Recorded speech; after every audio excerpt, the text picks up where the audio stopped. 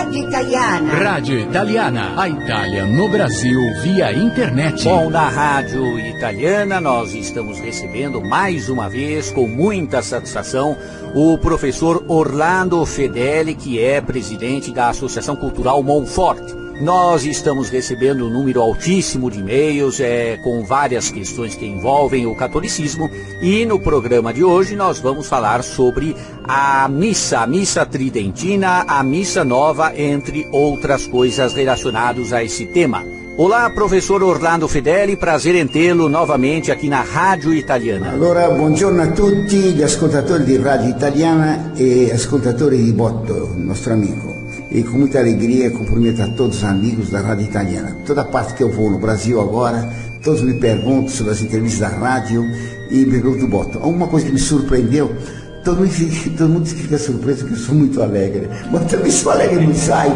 Diz que o pessoal tem medo de ler minhas cartas, fica com medo. Eu sempre fui brincalhão nas cartas e na entrevista. Bom, professor Orlando Fedeli, primeiramente eu gostaria que o senhor começasse esta intervenção fazendo um paralelo da missa tridentina com a missa nova. Esse paralelo é um paralelo chocante.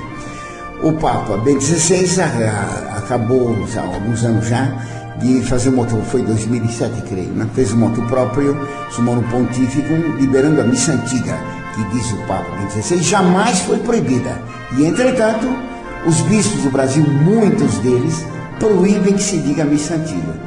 Nunca foi proibida, e o Papa diz que qualquer padre pode rezá-la, sempre de licença ao bispo. Mesmo quando pede licença ao bispo, educadamente, os bispos dizem que não. E dizem que precisa saber latim, que não sei o que mais. Mas esses padres não sabem nem português. Eu perguntei já para uma moção de padres, o que quer dizer entrarei até o altar de Deus? O que quer dizer o Senhor esteja convosco? O Senhor esteja convosco, eles não sabem o que quer dizer. Muitos padres não sabem o que quer dizer. E por quê? Porque não sabem o que quer dizer esteja. Péssima formação. Nos seminários eles não têm formação séria, não tiveram no ginásio, nós sabemos como são os colégios agora no Brasil, infelizmente. Então, existem pessoas do clero, claro, que conhecem bastante, mas a maior parte não sabe.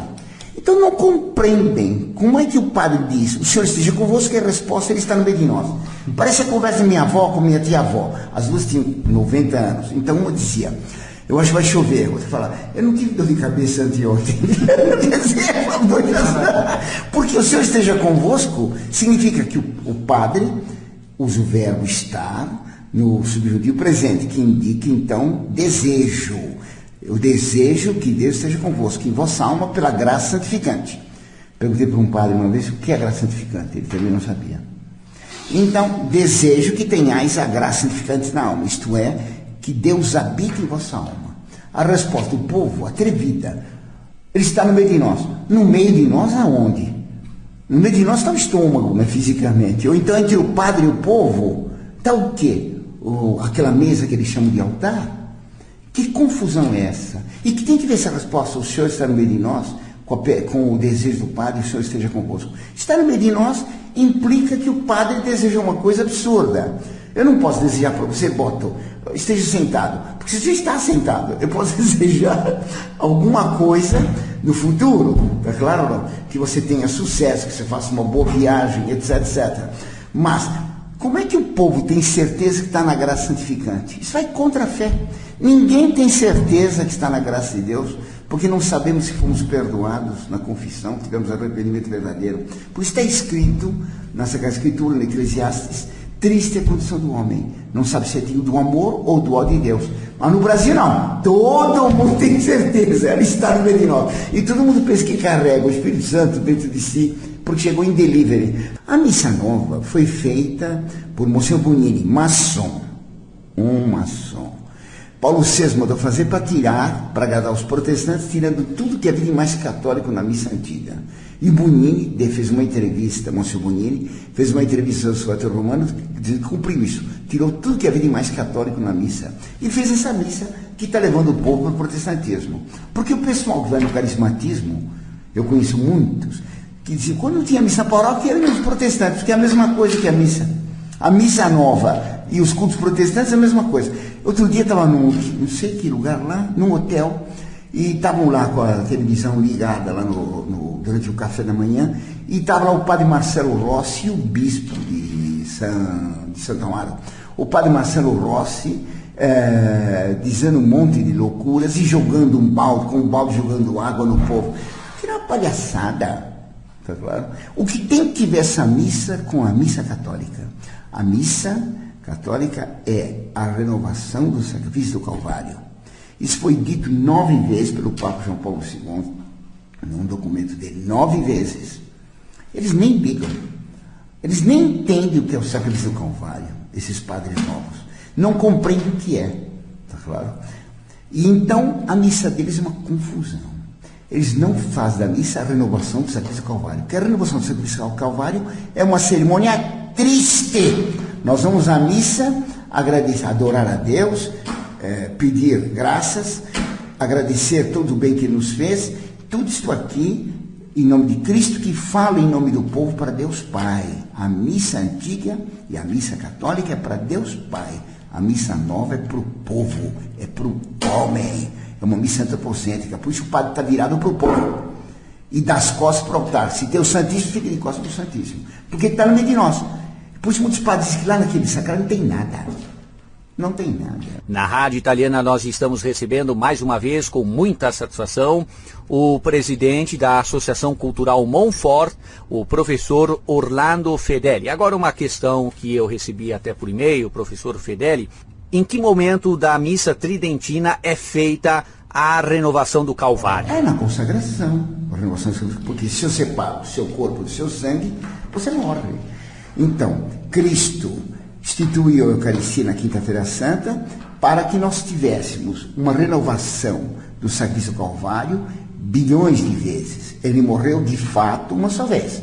Mas, como alguém diz, quiser dar minha vida por meus filhos 1000 vezes, nosso Senhor quis dar a vida por nós 1 bilhão de vezes, 1 trilhão de vezes. E a missa realiza esta vontade de Cristo. Quando o Padre diz, este é meu corpo, ele separa o corpo de Cristo do sangue, este é meu sangue, separa. Há uma morte mística, há uma renovação do ato do Calvário. Portanto, na missa, é como se Cristo morresse de novo por nós. Ele morre misticamente, só morreu uma vez no Calvário, mas é como se morresse misticamente por nós de novo. Então, é um ato que nós devemos pedir perdão de termos nós causado a morte de Cristo. Agora não, eles cantam. O Senhor já serviu a ceia é um banquete, a ceia já está preparada, um monte de bobagem.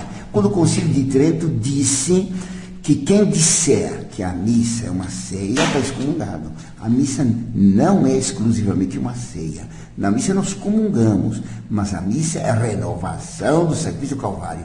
Eles tiveram o trabalho de ler apenas a epístola de São Paulo aos Coríntios, a primeira, no capítulo 14, em que São Paulo diz que na missa há uma renovação da paixão e da morte de Cristo. Ponto!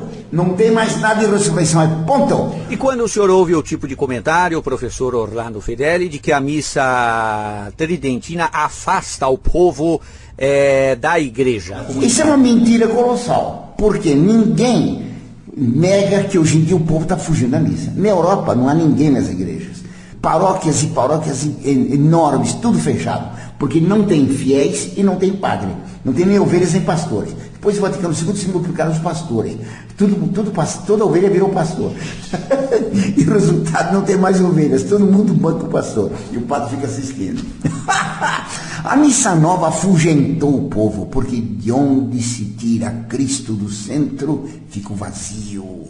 E onde fica o vazio, entra logo o espírito das trevas, para ocupar aquele vazio com a mentira.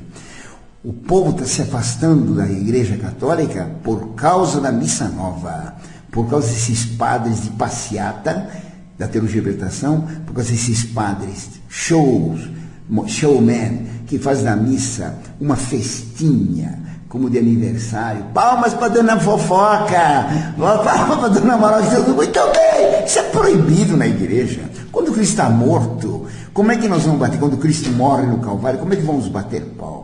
A missa nova está em completo confronto com a missa antiga. Costumo dizer, mas o senhor diz que ela não é válida. Válida é uma coisa, lícita é outra.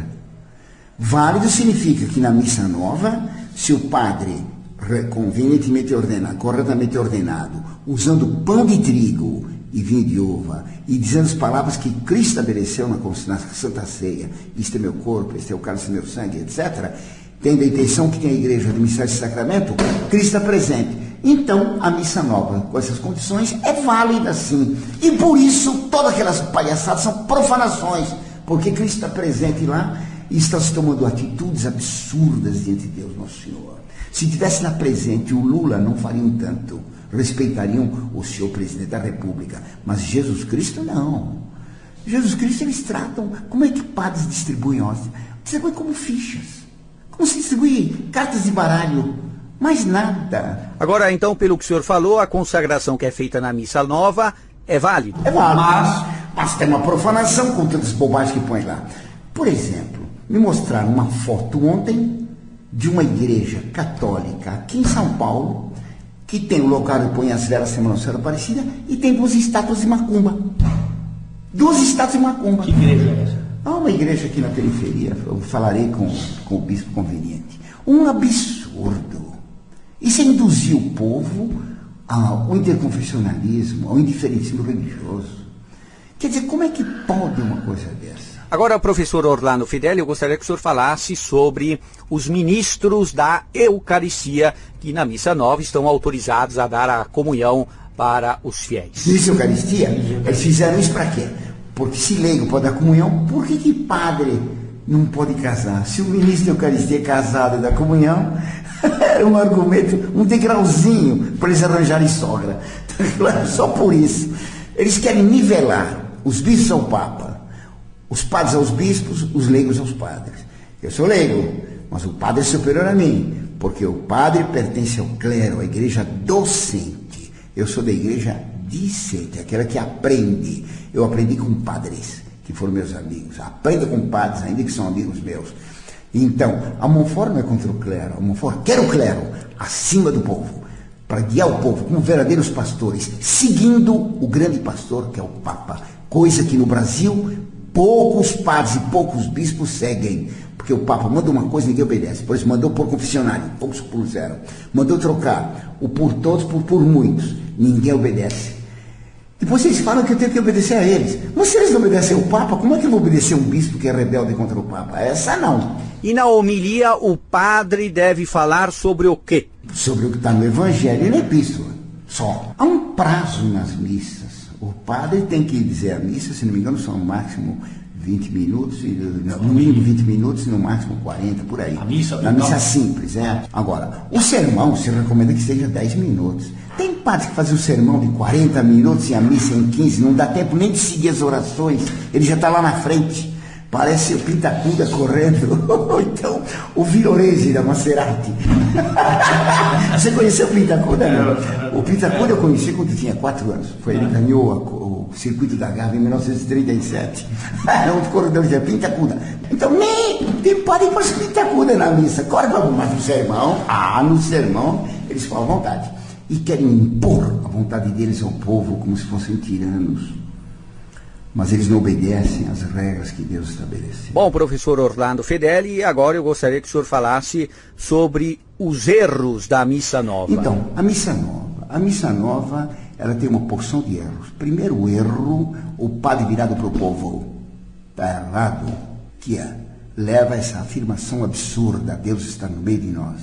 Porque não tem cabimento isso. Como eu estou falando na rádio e tem pouca possibilidade de explicar, se não pela palavra, eu me permito repetir aqui, não sei se já deu uma entrevista falando disso. Você imagine, Alberto, que você seja diretor de uma faculdade qualquer, certo? E vai ter, sexta-feira, o Campeonato Mundial de Cuspe à Distância. Já contei isso para você? Não? O Campeonato Mundial de Cuspe à Distância. O Brasil vai gostar, vai disputar a final, o grande final, a Copa do Mundo de Cuspe à Distância, tá claro, com o país Xaravili, tá claro? Então, Brasil versus Xaravili. Então, vamos todo mundo fazer pensamento positivo, como dizia o Fernando Henrique Cardoso, para ter gol. Mas acontece o seguinte, o Campeonato de Cuspe à Distância começa às 10h15. E nós saímos às 10h30 da faculdade. Então, os alunos e professores fizeram uma comissão para falar com o diretor, Dr. Botton, para ir compreender, dispensar a turma um pouco antes, né? Para assistir a grande finale, o Campeonato Mundial de Curso de Distância, que é um negócio importantíssimo, planetário. O Brasil tem que ser campeão. Então vai a comissão falar com o diretor, é você, tá claro? Eu sou encarregado, o porta-voz da comissão, eu sou professor da faculdade, venho lá com professores e alunos, entro no seu escritório, dou as costas para você e fico de frente para a comissão toda. E digo para a comissão: senhor diretor, nós viemos aqui a sua presença, não dou as costas para você, viemos aqui a sua presença para pedir que o senhor dispense meia hora antes para poder assistir a grande final do Campeonato Mundial de Curso de Distância, Brasil versus Xaravabili. E nós saímos às 10h30 e o campeonato começa às 10h15 da noite. Então nos dispense meia hora, contando com a sua compreensão, sua bondade, sua generosidade, sua cortesia, já agradecemos antecipadamente, dando as costas para você, até logo. E saio dando as costas para você. Falei, esse por é um louco, porque quem vai falar com alguém se dirige de frente para essa pessoa. Ora, na missa, o padre empresta a voz dele para Cristo, ele fala em persona Christi. É Cristo quem reza dirigindo-se a Deus Pai. E o padre agora dá as costas para o sacrário e fica voltado para o povo. E ele fala, então, pedindo a Deus graça pelo povo, dando as costas para aquele que vai dar as graças. Isso é um absurdo. Claro que o padre, quando vai falar ao povo, explicando o evangelho, fazendo sermão, ou lendo epístola, tem que se virar para o povo. Cada vez que o padre vai abençoar o povo em nome de Deus, ele se vira para o povo. Mas cada vez que ele vai pedir para Deus alguma coisa, tem que se virar para Deus e não para o povo.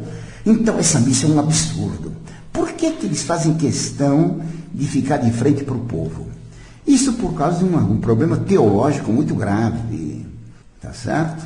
Por causa de um rabino, Martin Buber, que escreveu um livro, Tu e Eu. Tu e isso. Tu e eu, tu e isso. Martin Buber influenciou muito mais os teólogos católicos do que os rabinos. Martin Buber era marxista e era cabalista. Ele afirmava que eu, tu, é uma palavra princípio, não pode ser separada. Eu, Orlando, tu, Boto.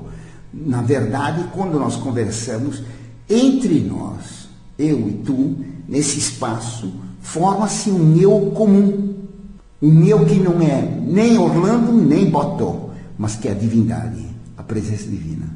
Assim, o padre, falando com o povo, entre o padre e o povo, entre eles, no meio, se forma a presença divina. Então, para alguns padres que fizeram isso, os teólogos que entendem, claro que o padre Joaquim da Pesquina não sabe nada disso, mas os que fizeram essa missa sabiam. Quer dizer, Cristo não está na hóstia, mas ele está presente no povo. No espaço entre o povo e o padre, forma-se a presença divina, a Shekinah. E por isso, a comunhão é simplesmente um símbolo da presença de Cristo. Daí é preciso formar um espírito coletivo da comunidade que eles falam. Uma paróquia nunca foi comunidade. Comunidade é num convento que tem voto de pobreza, por exemplo. Tudo é incomum. Na paróquia não há voto de pobreza. Não há comunidade. Eles falam da comunidade e é simplesmente uma paróquia. E dizem, então, que Cristo está no povo. Por isso o povo tem que falar junto, cantar junto, mexer os braços juntos, imitar o gesto do padre, como se o povo fosse sacerdote. Eles dizem que o povo é que reza a missa. Isto é falso. Quem reza a missa é o sacerdote in persona Christi. Porque quando ele diz, isto é meu corpo, não fica o corpo do padre Fábio de Mello. Tá certo? Que lindo! Não fica o corpo do padre Fábio, fica o corpo de Cristo. É uma mentira, então, dizer que o povo, Deus está presente no povo. Ele não está no meio de nós. Ele está presente na hóstia consagrada. E tratar a hóstia como se fosse uma ficha, uma carta de baralho, é uma profanação. Por isso eles dão a comunhão para qualquer um. Eu assisti uma vez um padre oferecendo a comunhão para um bêbado, que foi na mesa da comunhão, deu lá. Ou então o padre oferecia, alguém mais quer? Alguém mais quer? Como se fosse uma bolacha. Uma vez eu batizei um japonesinho, levei a ser batizado um japonesinho em Itaquera. Isso foi no domingo. Na terça-feira ele foi na paróquia. Isso faz muitos anos, 40 anos atrás. Foi na paróquia. O padre disse, você quer comungar? Pegou e disse, isso aqui, tá vendo? Isso aqui é bolacha. Isso aqui é bolacha, te dou bolacha. Em Piracicaba, um padre, na hora da consagração, declarou isso. Esse cálice aqui, Aqui só tem vinho, não tem Cristo coisa nenhuma, não acredito em nada disso. Eu só fiquei padre para ter um emprego. Foi denunciado isso para o bispo de Piracicaba. Você não pode fazer nada. Em Limeira, um padre dava comunhão para as pessoas, dava comunhão para um cachorro também, o que é previsto com excomunhão imediata pelo Código de Direito Canônico. E por que os bispos não denunciam? Porque os bispos não denunciam? Precisa perguntar para eles. Cada um deve ter uma razão. Por que eles não estão obedecendo ao Papa? Porque deviam obedecer ao Papa. Alguns suponham, porque seguem essas doutrinas nefandas, cabalistas, que acreditam no povo e não na hóstia consagrada. Por isso, então, a missa tem que ser em português. Porque se o povo é que reza a missa, o povo tem que saber o que está falando. Então, a missa tem que ser falada em português. É outro erro da missa nova. Primeiro grave erro, o padre voltado para o povo. Segundo grave erro, em vernáculo, na língua do povo. O Concílio Vaticano II disse que tinha que manter em latim. Mas eles nem ligam para isso. Há vários bispos aqui no Brasil que dizem que para rezar a missa antiga, o padre precisa saber latim, o povo precisa saber latim. Falso, mentira. Está claro?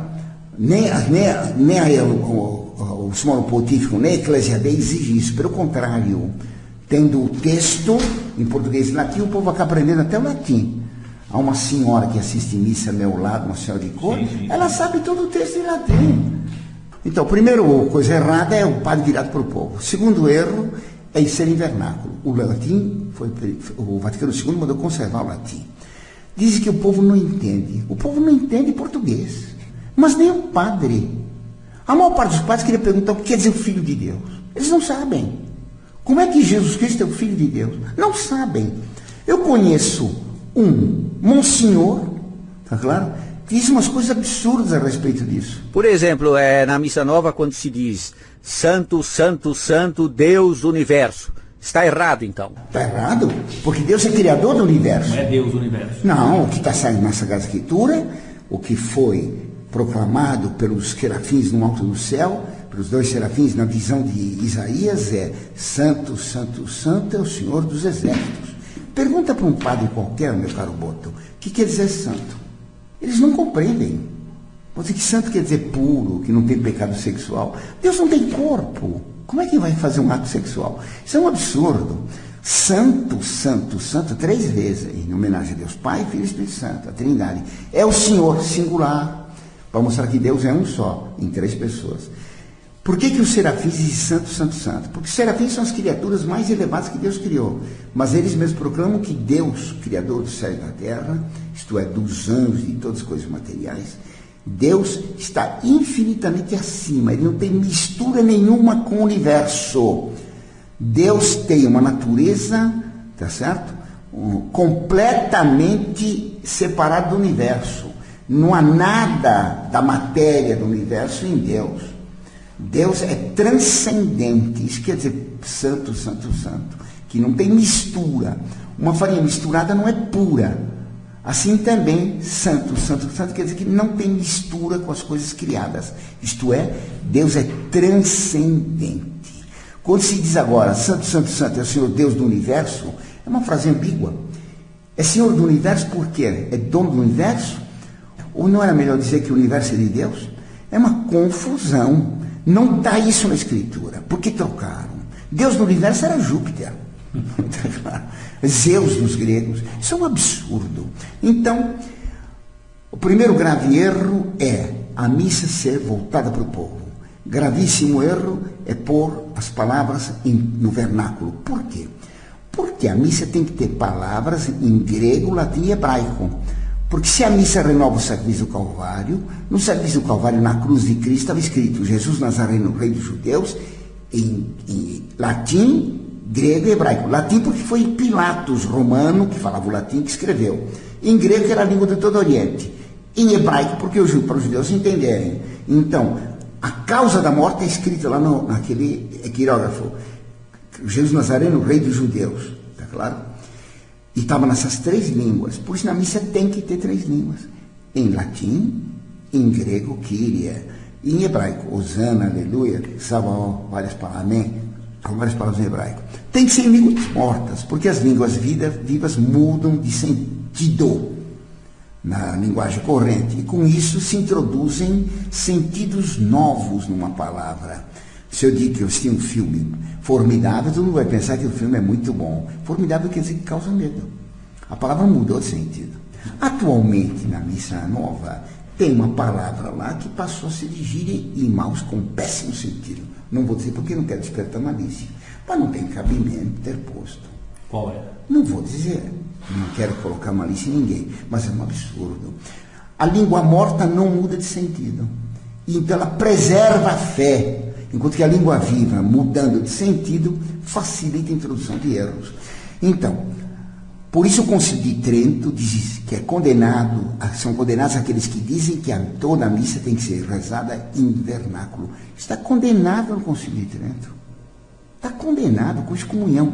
Pouco interessa, porque depois o Concílio se pegou tudo que a igreja ensinou no passado e joga tudo fora. É a tal hermenêutica da ruptura. Então quer dizer que a missa tem que ser triste por causa do Calvário. E por causa dos nossos pecados. Na missa agora se comemora a salvação de todo mundo. Está todo mundo aprovado. É que nem a lei do Fernando Henrique, ninguém pode ser reprovado nas escolas. Ninguém pode ser mandado para o inferno agora. Ninguém mais para o inferno. Então, o São Baltazar diz que se o inferno existe, está vazio. Tomara que ele não tenha sido o inaugurador do local. Na verdade, ele que tinha livros muito ruins. Na Rádio Italiana nós estamos recebendo o professor Orlando Fedeli, que é presidente da Associação Cultural Monfort, hoje no programa falando sobre a missa tridentina e a missa nova, fazendo um paralelo sobre essa temática muito polêmica. Ouvintes enviaram e-mails para que o professor abordasse este tema. Então nós estamos esclarecendo aqui para os nossos caros ouvintes internautas da Rádio Italiana este assunto da missa tridentina e da missa nova. Agora, professor, por que na missa nova todos rezam juntos o Pai Nosso e na missa tridentina apenas o padre? Existem certas orações na missa que são reservadas ao sacerdote, também o Pai Nosso. Mas todo o cânon, não só o Pai Nosso, todo o cânon, depois a secreta, quando o padre termina a oração secreta, que é só do padre também, o padre termina dizendo, per omnia secula seculorum, por todos os séculos dos séculos. Tá claro? Aí começa o cânon, e vai terminar quando ele repete per omnia secula seculorum, depois que ele dá a paz. E na missa nova todos se cumprimentam na hora da paz também, não é verdade, professor Orlando Fedeli? Antigamente não, agora se dá todo mundo. E tu tinha um padre que dizia, agora na hora da paz, cada um faça a costa quando a primeira moça está ao lado, e começava com costa em geral. Quer dizer, tem paciência, aproveitar para fazer pecados, isso é um absurdo. A missa nova trouxe uma confusão imensa, tá claro? Abuso sem nome, uma destruição completa da teologia da missa, da liturgia, porque os padres não conhecem a liturgia. Então, primeiro erro voltado para o povo, segundo erro, a missa em português. Pegue, por exemplo, um terceiro erro, o altar. Agora não tem altar, agora é uma mesa. É uma mesa para ensinar o erro protestante, que não é um sacrifício do Calvário, como dizia Lutero, é uma ceia. Para Lutero, a missa não era sacrifício do Calvário. E agora pensam a mesma coisa, esses sacerdotes modernos e modernistas. Por isso a missa é numa mesa. O altar não é uma mesa. O altar é um túmulo, onde Cristo, para morrer misticamente, tem que ter relíquias de santos, e um deles, pelo menos, tem que ser mártir, que tenha morrido dando a vida por Cristo. Então, no altar tem um buraco onde tem uma pedra, e sobre essa pedra tem relíquias de mártires, de santos. Um deles tem que ser mártir. Atualmente não é uma mesa, para a ideia de que a missa é puramente um banquete. E eles cantam. O Senhor ofereceu um banquete, a mesa está preparada, e rezam numa mesa. Eu vi uma fotografia de uma mesa de missa, apoiada não em 4 pernas de madeira, mas em 4 manilhas de esgoto, para insinuar a pior blasfêmia. Quer dizer, que negócio é esse? Bom, nós temos aqui uma pergunta de um nosso ouvinte, professor Orlando Fedeli, o Marcelo Ribeiro de Osasco. Ele pergunta o que significa os degraus no altar. Os degraus. Se Cristo, na missa, morre misticamente e a missa renova o sacrifício do Calvário, o altar tem que se representar o Calvário. Por isso, no altar tem que ter degraus, tá claro? E tem que ter uma cruz no topo. Agora não. Tem o Santíssimo Sacramento, entre aspas, do microfone. O microfone precisa tomar cuidado, custa caro. Todo cuidado com o microfone. As hóstias não. Na França, uma vez meu irmão perguntou, onde está Jesus Cristo aqui? E veio lá, ele está lá longe, lá, numa caixa de sapato, de papelão, guardavam as hóstias. Mas o microfone, veludinho em volta, para não danificar, né? Custa caro. Eles creem mais no microfone do que em Jesus Cristo. Então, o altar virou mesa, como na ceia luterana, na ceia protestante. É de espantar que o povo vá para o protestantismo. Então, o altar tem que ser uma representação do Calvário. E por isso ele tem que ter degraus. Os degraus têm que ser em número ímpar. Porque todo número ímpar tem sempre um no meio. Qualquer número ímpar é formado de pares com um no centro. Então, o costume é ter 1 degrau, 3 degraus, 5 degraus, 7 degraus, que é o mais simbólico, são 7 graus do sacramento da ordem. Os 4 ordens menores e as 3 ordens maiores. Então, dá 7 graus do sacramento da ordem. Então, o sacerdote subia esses 7 degraus. Quando não é possível por 7 degraus, põe-se 3, pelo menos 1. Mas raso no chão, não. Porque vai triunfar a ideia protestante que a missa é um banquete. Um banquete. Tudo errado. Então, nessa missa é tudo errado. O texto da missa tem erros gravíssimos, o texto da missa nova. E a tradução portuguesa piorou o texto em latim. Por exemplo, vamos pegar, por exemplo, o que está dito no decreto de Paulo VI, sobre a missa nova. Estava descrito isso, que pelas palavras da consagração fica presente aquela ceia. Não. O que fica presente pelas palavras da consagração é Cristo, e não a ceia. Se está presente a ceia, é um teatro. É uma representação. Está claro? E no texto de Paulo VI tem representado em latim. E muitos padres aproveitam isso para dizer que a missa é uma representação da ceia. Se é uma representação da ceia, é um teatro. Não é Cristo que está presente, mas nós estamos lembrando como foi a última ceia.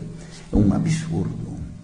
Na missa nova, o padre abandonou todos os paramentos antigos, que eram paramentos que representavam as roupas de Cristo subindo ao Calvário, cheio de símbolos magníficos. Agora acabou tudo isso. Se introduziu o rock na missa, o que é um absurdo. Se na morte da minha mãe viesse um bando de roqueiros tocar, botava tudo para fora.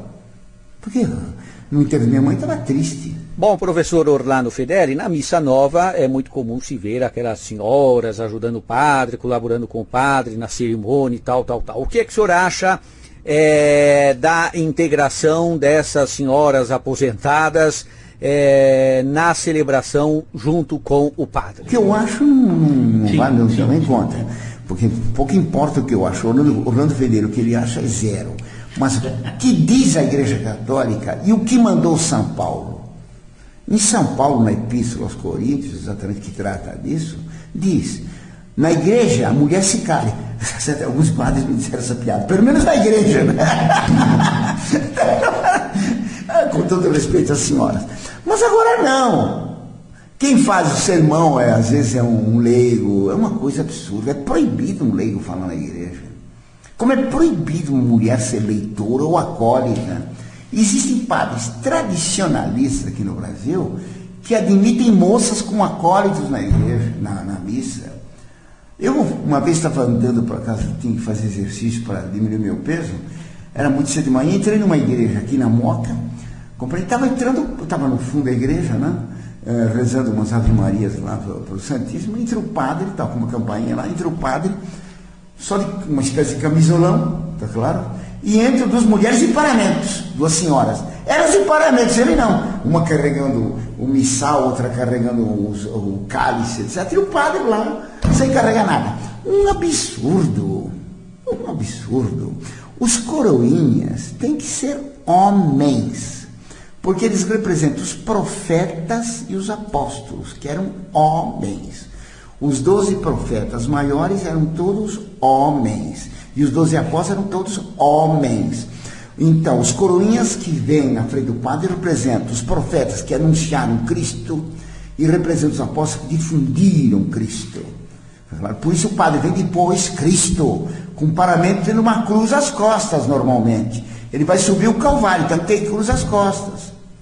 Por isso que o coroinha, na consagração, o coroinha ajuda ele a levantar a capa, para lembrar que Cirineu ajudou ele a carregar a cruz. Tá claro, não? Tudo tem símbolos na missa. Na missa nova, não tem símbolo nenhum. Na missa nova, o que tem é uma avacalhação de todos os símbolos, uma destruição de toda a solenidade. Essa que é a realidade. E por isso que o povo foge da missa nova. Ah, mas as missas do padre Marcelo Rossi estão cheias. Como está cheio um show. O pessoal que vai lá, muitas vezes me contaram, o pessoal que vai lá, sai de lá e vai em outras seitas, e vai em terreiros, vai em qualquer lugar, qualquer religião, que vão lá ver um show. E é um show de péssima qualidade, porque o padre Marcelo Rossi é um absurdo, mesmo como showman. Agora, professor Fedeli, eu gostaria que o senhor falasse sobre as rubricas. Eu não conheço muitas rubricas da Missa Nova, porque não existe, provavelmente. A Missa Nova, por exemplo, o documento de Paulo VI determinou que houvesse 4 cânones. Cânon quer dizer regra imutável. Tá claro? O cânon da missa nunca variou, desde o começo da igreja até 1969. Paulo VI fez 4 cânones e permitiu que a criatividade dos padres se manifestasse. Ora, a criatividade dos padres é uma coisa tremenda, eles inventam tudo. Criatividade? O homem não tem criatividade nenhuma, isso é uma mentira.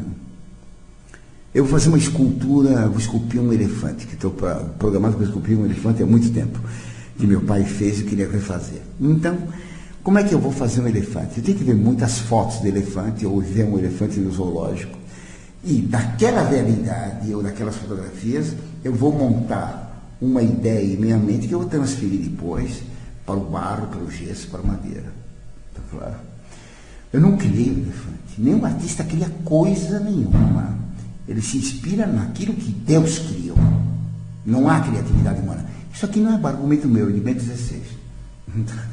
Deus é que é criador. Nenhum artista tem criatividade. Ele pode ter imaginação, criatividade não. Criatividade não. Só Deus é criador. Então, Paulo VI permitiu a criatividade dos padres. Se ele conhecesse a criatividade dos padres brasileiros, ele se assustaria, tá claro? Ficaria com os cabelos em pé, embora ele fosse bastante calvo. Eu fico com os poucos cabelos que eu tenho em pé, quando eu venho a saber da criatividade de certos padres na missa, das profanações que eles fazem. Então, cânon só pode ter um, que é regra imutável. No Brasil tem 4 cânones, e depois inventaram mais 13, então no Brasil tem 17 cânones, esperando que tenha novas criatividades e invente mais 35. Quer dizer, um absurdo. Não há quase 2 paróquias com a mesma missa. Perdeu-se completamente a unidade do culto. Ora, a missa, a lex orandi e lex credendi, a missa exprime a unidade da fé.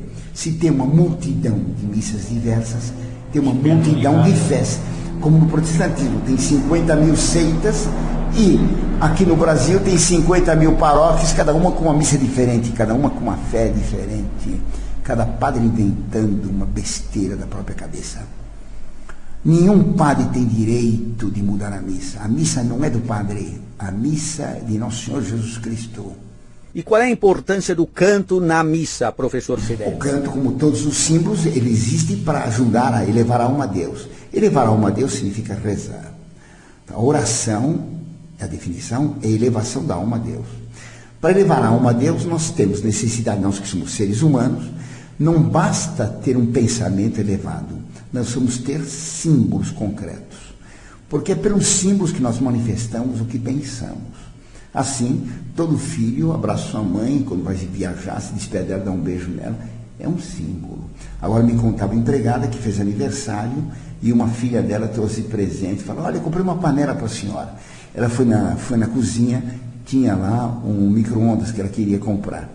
É claro que o micro-ondas é uma coisa concreta, mas é um presente. Isto é, um objeto que torna presente a lembrança do amor que a filha tem pela mãe. Que às vezes que a mãe vai usar aquilo, fala: minha filha que me deu por amor a mim no dia do meu aniversário. É um símbolo do amor da filha pela mãe. Nós só falamos com palavras e com gestos que são simbólicos. Tá claro?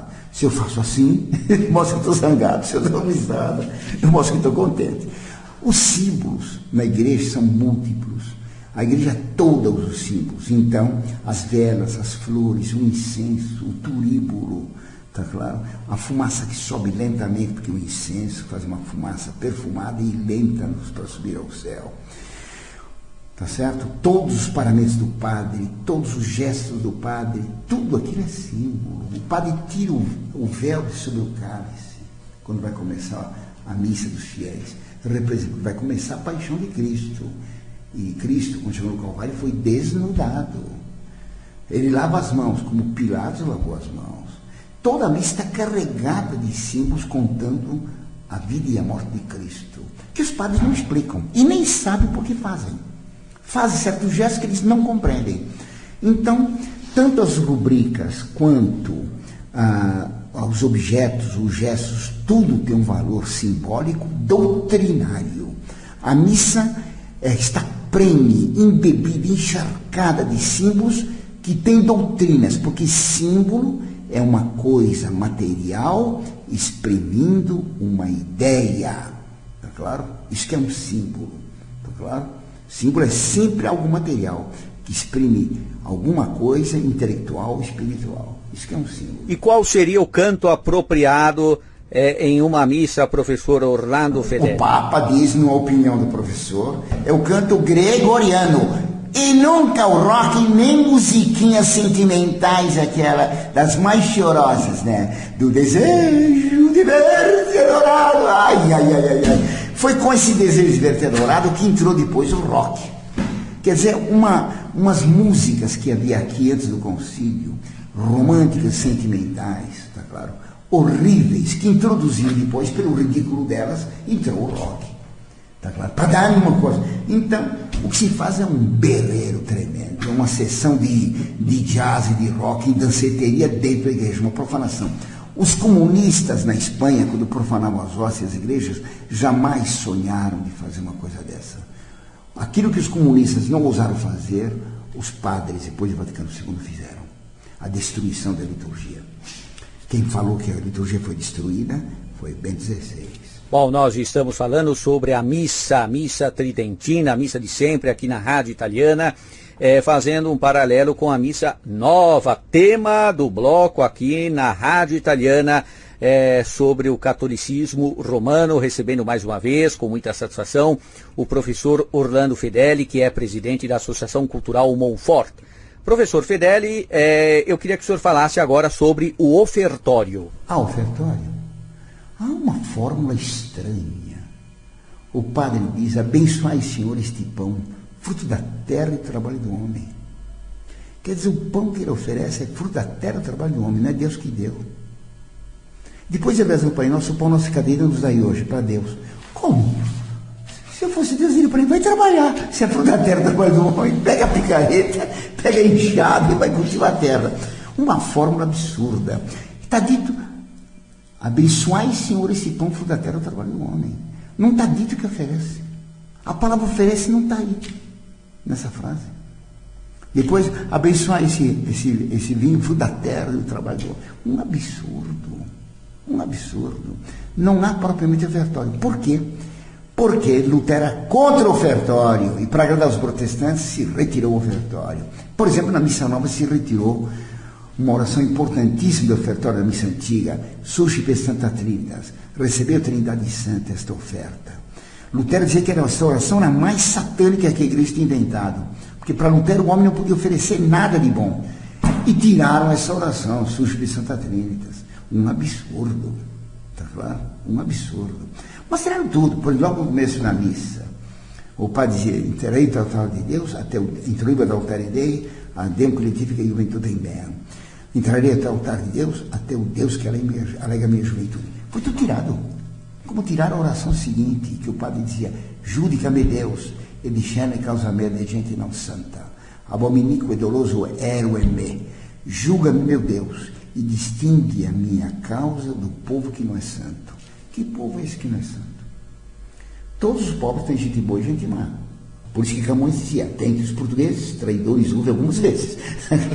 E Napoleão, o bandido, quando invadiu a Itália, Torino, e depois Milano. Quando chegou em Milano, falou para os bispos: gli altri italiani siete tutti ladri. E um bispo falou para ele: tutti não, maestà, buona parte sim. Todos os italianos são ladrões. Isso é uma ofensa para a Itália. Há ladrões na Itália? Sim! Claro. Como há ladrões aqui, por exemplo, em Brasília, não? Com mensalões e tudo mais. Ladrões tem em toda parte. Tá claro? Dizer que todos os italianos são ladrões é uma ofensa estúpida. Uma vez uma direitista tradicionalista dizia que era contra os judeus. Eu falei, mas que coisa absurda. Isso é pecado. Antissemitismo é pecado.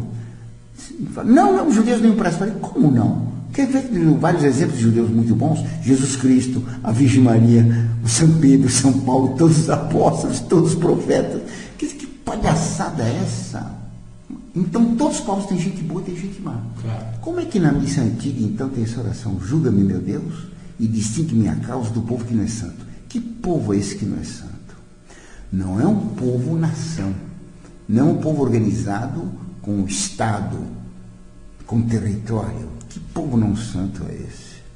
O povo não santo é formado pelos filhos da serpente.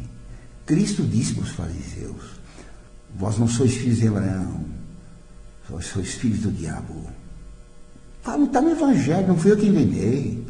Quer dizer, aqueles fariseus que mataram Cristo eram filhos do demônio. E nós filhos por quê? Porque vós quereis fazer a vontade de vosso Pai, que foi homicida desde o princípio.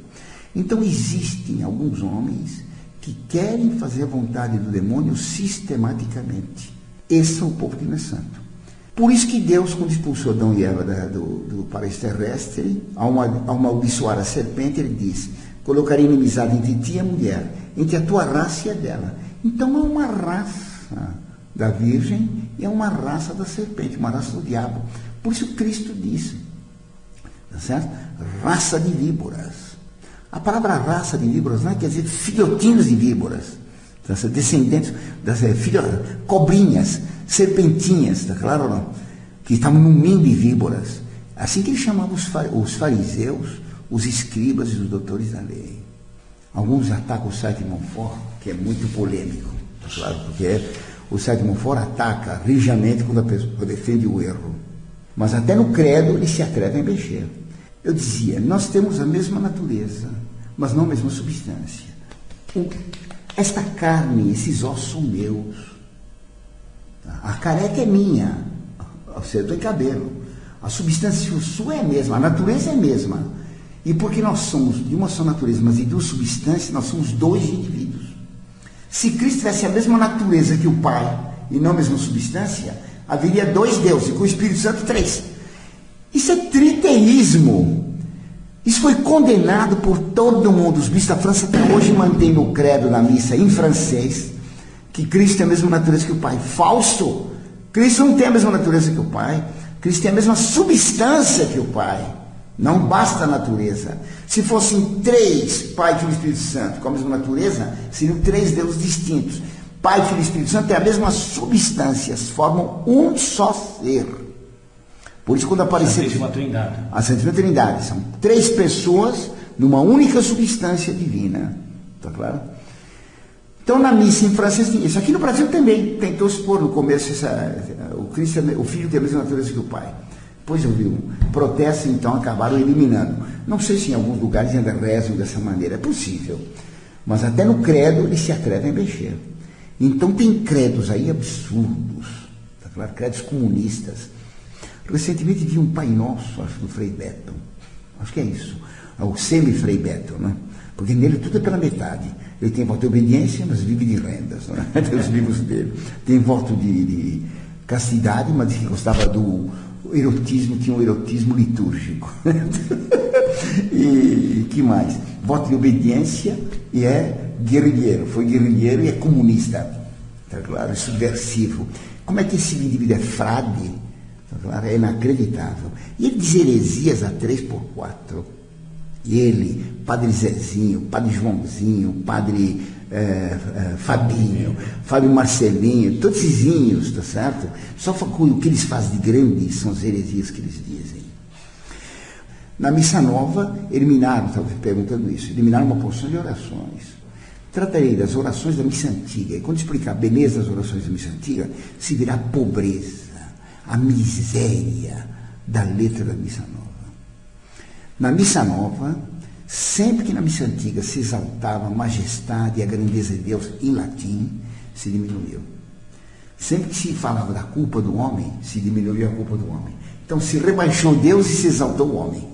Então na missa antiga se diz, por minha culpa, minha máxima culpa. Na missa nova, quase que eles dizem, por minha desculpa, me desculpa. Por exemplo, no confítio, nem sei se tem mais confítio. No começo do confítio da missa nova, tinha lá, confessa Deus Todo-Poderoso, a bem-aventurada sempre Virgem Maria. Tiraram sempre, para agradar os protestantes. Nossa Senhora não foi sempre virgem. Então, confessa Deus Poderoso, a bem-aventurada Virgem Maria. Protestei imediatamente. Naquele tempo não tinha internet. Mas tiraram Virgem Maria sempre. Então se ficou, confessa a Deus Poderoso, a Virgem Maria. Depois tiraram Virgem. Ficou Maria de Nazaré. Depois botaram para fora, tiraram Maria de Nazaré. Então não sei porque eles pedem perdão hoje. Pedem perdão ao povo. Tá claro? Pelos pecados sociais. Está claro? Um absurdo. Bom, professor Fedeli, para finalizar esta entrevista aqui na Rádio Italiana, respondendo uma questão de uma ouvinte, a Kátia, lá de Vitória do Espírito Santo, ela pergunta o seguinte: como fazer para não perder a concentração quando se reza um terço? Essa pergunta é uma pergunta boa de alguém que quer ter boa intenção. É muito difícil. Uma vez São Bernardo estava preocupado com esse problema. São Bernardo é um grande santo. E ele estava indo em viagem da França para a Itália, e ele já era famosíssimo, ia visitar o Papa Eugênio III, que tinha sido cozinheiro na ordem dele, e foi eleito Papa. Então, passando os Alpes, passava vicino a Torino, de Francia al Piemonte. Bom, então ele estava num cavalo, e alguém estava com um caipira, ela estava puxando um francês. Caipira francês? Estava puxando o cavalo. Aí ele estava preocupado que ele rezava muito distraído. Então, teve uma ideia, falou para o caipira: escute, você é capaz de rezar uma Ave Maria sem se distrair? O caipira falou: claro. É mesmo? Claro. Bom, se você rezar uma Ave Maria sem se distrair, ele deu esse cavalo. Palavra? Palavra. O cavalo era um cavalo de raça. O caipira começou a dar mesmo? Deu perfeitamente. Pode rezar. Ele começou: Ave Maria, cheia de graça, Senhor é convosco, bendita sois vós entre as mulheres. O senhor dá com os arreios ou sem os arreios? E São Bernardo disse: graças vos dou, meu Deus, que me provaste que é impossível prestar atenção numa única Ave Maria. Para prestar atenção, totalmente é impossível, que nós somos muito fracos. Então é natural que a nossa imaginação se perca em mil cogitações diversas. Santa Teresinha, às vezes, rezava o terço totalmente distraída. E quando chegava no final do terço, ela percebia que tinha acabado o terço.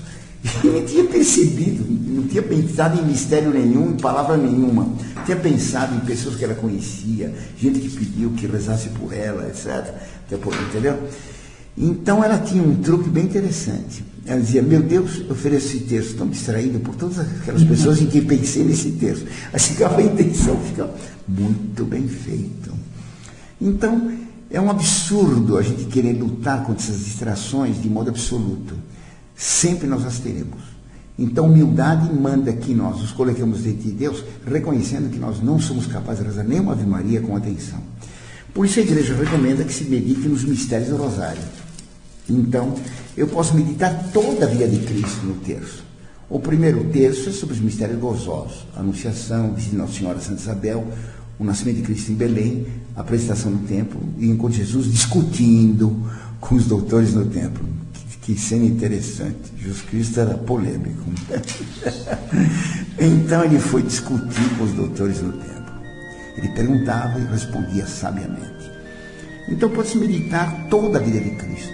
Qualquer fato da vida de Cristo posso meditar. O segundo é sobre a paixão. Está claro? E o terceiro sobre os mistérios gloriosos, a ressurreição, etc.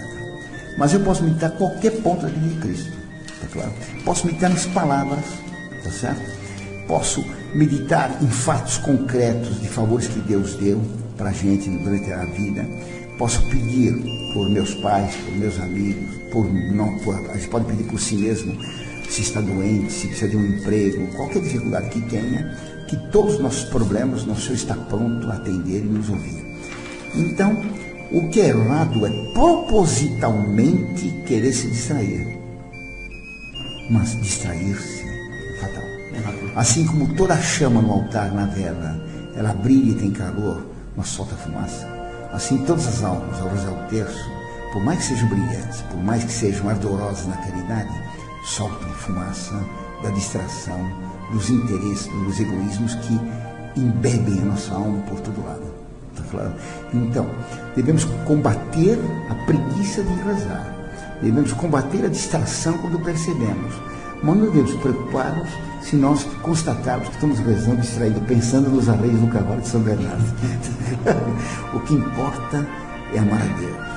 Quando se reza, a Ave Maria deve se lembrar que Nossa Senhora é muito boa, que ela é muito boa, que ela é sempre boa. Bom, professor Orlando Fedeli, eu gostaria de agradecer mais uma vez a sua presença aqui na Rádio Italiana, hoje falando sobre a Santa Missa, a Missa Tridentina, com o paralelo da Missa Nova. Os ouvintes que tiverem dúvidas sobre esse assunto, evidentemente é um assunto muito amplo, merece outros programas, não é? E nós voltaremos aqui na Rádio Italiana falando sobre a Santa Missa e outros temas relacionados ao catolicismo romano. Os ouvintes devem enviar seu e-mail para contato@radioitaliana.com.br. Lembrando também que em breve estará disponível a Rádio Monfort, né?